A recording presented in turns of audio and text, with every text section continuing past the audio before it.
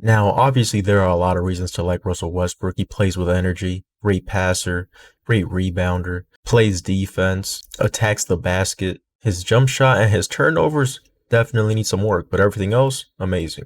I think there's another reason, though, that Clipper fans have really grown to like Russell Westbrook, and that's what this video is about. The other day, I was just thinking, it sure feels like Westbrook has been here a lot longer than he has. I almost forgot that we really had just gotten him and he had only played like 20 games before the playoffs started. So he was really just out there with a lot of guys that he did not have a lot of experience with. But I was thinking, why does it feel like he's been here so much longer than he has?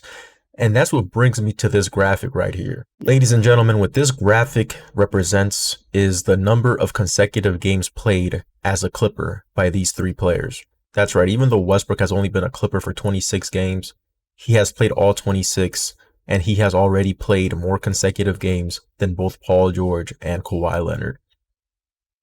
It's sad, I know. But yeah, I had seen that Westbrook had played 26 games, and I said to myself, it really wouldn't surprise me if those 26 were more than Paul George and Kawhi have played consecutively.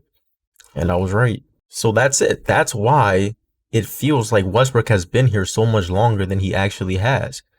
Because we're not used to this. We're not used to our star players playing consecutive games like this. And for more context, both Kawhi's 15 games and Paul George's 25, both of those streaks came their first season here in the 2019-2020 season. So since the 2019-2020 season, we have not seen Kawhi Leonard play more than 15 straight games. Wow.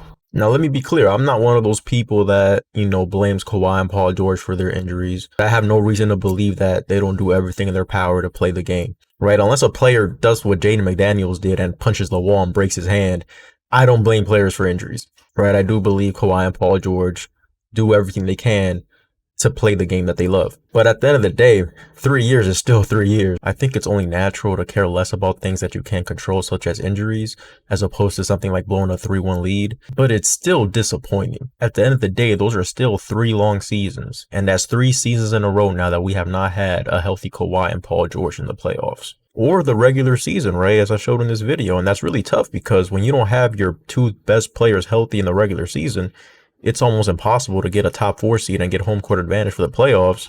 And then on top of that, when we get to the playoffs, they're still not playing. So it's just all bad, man. But yeah, that's going to do it for the video. I just wanted to share this little quick information that I found with y'all. Peace.